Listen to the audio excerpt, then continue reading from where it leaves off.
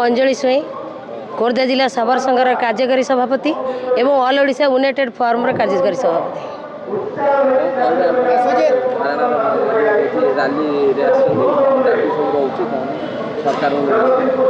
देखु आज्ञा आज हूँ आमर नवेम्बर 26 जो 26 तारीख टी बाबा साहेब आंबेडकर आमर दलित आदिवासी मानक जो भाया संरक्षण व्यवस्था करते आज से संरक्षण व्यवस्था विपद बोली आमको लगुच कहीं सरकार केवल कागज पत्र काम किंतु प्रकृत में हक आम पाइपारूनी से संविधान वर्तमान विपद मुखे पड़ी आम अनुमान कर दाबी हूँ प्रत्येक पंचायत रे प्रत्येक जिले में जो भाया संविधान जो भाया अवहेलित करा जाउची धरिनिय साधारणतः मु कहबी गोटे आदिवासी परिवार किंबा दलित परिवार जड़े महिला निर्यातित हो जो थाना को जाऊँगी थाना वाला ताकू ओल्टा धमके की माने तार जो प्रकृत सतटा को जानापी दौनी कारण से भयभीत हो घर को पलि आस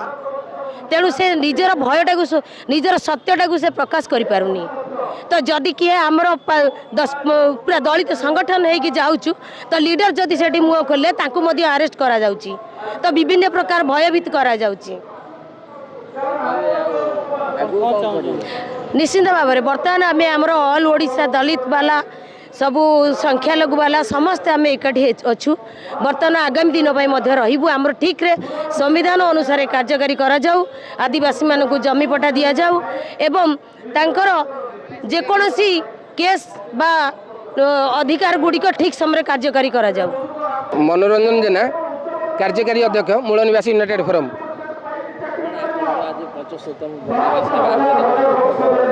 देखंतु आज देशर संविधान को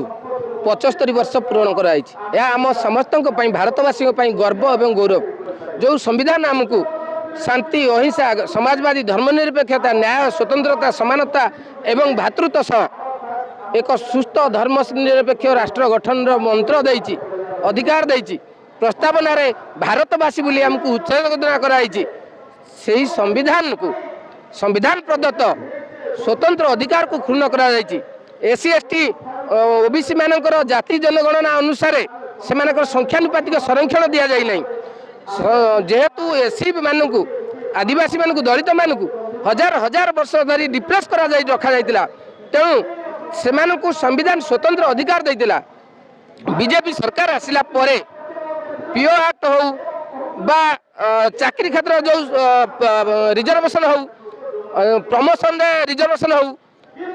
आकु हटेबा सह दलित मानू आदिवासी मानू विभाजित करने वर्गीकरण करदे एवं जो भूमिहीन लोक मानू जो मैंने वनवासी जो मैंने आदिवासी जो मैंने बुली बुलिक रोचंदी से आज पर्यंत ना भूमिहीन जमी पड़ा देले ना बासहीन को घर पटा देले ना से जीविका देले ए सरकार आमको संविधान शुणाऊना आमको संविधान पढ़ाऊना इतिहास बदल गई आमको बर्तमान मंदिर मठ मस्जिद रे पूरे देइचंती एवं विद्यालय मानक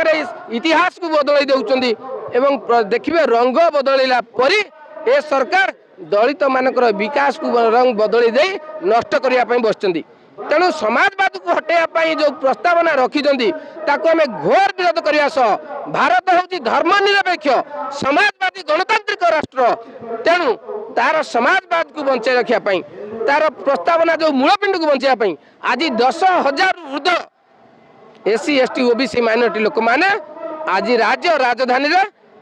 एकाठी होती समावेश कर सरकार को चेतावनी देती जेते सरकार परिवर्तन होती आदिवासी दलित लोक मैंने ही तार शीर्ष भाग में अच्छा से सहित जदि खेल खेला जाए संविधान को जदि नष्ट करा जाए क्षुण्ण करने व्यवस्था करा जाए ताहले निश्चित भाव में साधारण जनता राजरास्तार लड़ाई करेंगे यही निष्पत्ति नहीं।